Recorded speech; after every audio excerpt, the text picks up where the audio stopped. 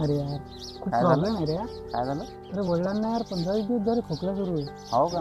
मग त्या खोकल्यात तू काय मजाक घेऊन आला की दवाखान्यात नेलं होतं की नाही? नाही रे घरी औषध देण्यात आलं. अरे नाही रे, 2 ते 3 आठवड्यापेक्षा जास्त खोकला जर असेल आणि तो जर बसून नसेल राहिला तर तो टीबीचा असू शकतो. खरंच? मग चल तुला सांगतो.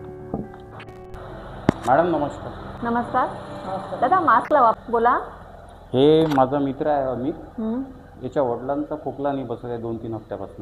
2 आठवड्यांपेक्षा जास्त दिवस खोकला, रात्री येणारा ताप, वजन कमी होणे, भूक न लागणे, ही सर्व टीबीची लक्षणे आहेत. मॅडम यांचं बघा बरं, यांच्या वडिलांना 2-3 आठवड्यापासून खोकला आहे. कुठल्याही सरकारी दवाखान्यात टीबीचे निदान ही उपचार हे मोफत केले जातात.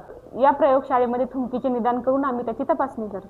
जर टीबीचे निदान झाले तर आपल्या जवळच्या शासकीय रुग्णालयामध्ये टीबीचे उपचार हे पूर्णपणे मोफत मिळतात. 6 महिने नियमित उपचार घेतल्यास तसेच निरोगी व संतुलित आहार घेतल्यास रुग्ण हा पूर्णपणे बरा होऊ शकतो व सामान्य आयुष्य जगू शकतो.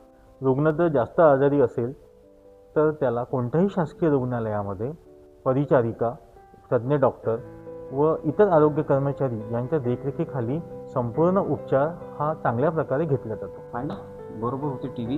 निदान जर पॉझिटिव्ह असलं तर ट्रीटमेंट फुकटच आहे. उद्या मी सगळे कामं सोडतो आणि पहिले हेच काम करतो. टीबीवर मात करूया, निरोगी भारत घडवूया.